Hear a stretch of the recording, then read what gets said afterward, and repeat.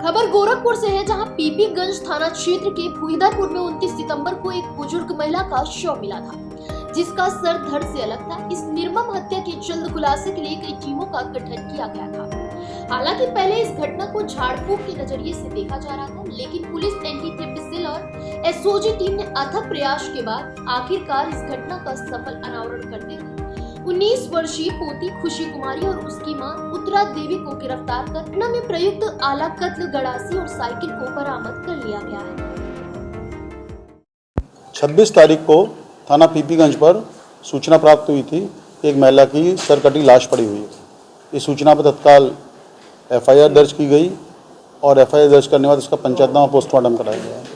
विवेचना के लिए करीब 60 टीम लगी थी और 7 टीमों के अथक प्रयास के बाद इसमें खास तौर से एंटी थेफ्ट सेल प्रभारी, सर्विलांस प्रभारी, स्वाट प्रभारी और स्थानीय पुलिस द्वारा और हमारे क्षेत्र अधिकारी कैंपेन द्वारा बहुत मेहनत की गई और इस केस को आज वर्कआउट किया गया है।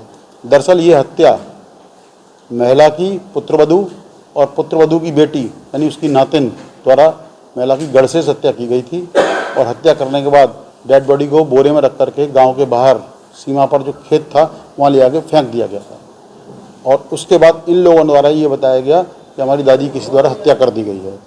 विस्तृत पूछताछ, सीसीटीवी फुटेज, सीडीआरस, स्थानीय लोगों से बातचीत, परिजनों से बातचीत और मुखबिरों से जब जानकारी प्राप्त की गई तो मालूम पड़ा कि इन दोनों ने ही हत्या की है और इस शव को यहाँ पर फेंक दिया है, छुपा दिया है। आज पूरा खुलासा किया जा रहा है और अन्य साक्ष्यों के साथ इसको माननीय न्यायालय के समक्ष रिमांड के लिए प्रस्तुत किया जा रहा है। क्या कारण था सर हत्या का? दरअसल ये बड़ी कॉम्प्लेक्स कहानी है।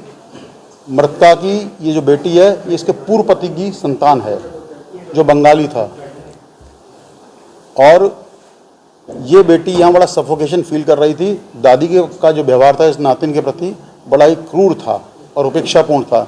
उसको ताने देना, अभद्र तरीके से उससे बातचीत करना, उसको टोका टाकी करना, जिस चीज़ से वो कुंठित थी और कई वर्षों से प्रताड़ित थी और माँ भी इसको प्रताड़ना में उसका साथ देती थी। मतलब माँ बेटी दोनों प्रताड़ित महसूस करती थी इस घर में रहते हुए, इसलिए उन्होंने इस घटना को अंजाम दिया और डेड बॉडी को छुपाने का भी कार्य किया।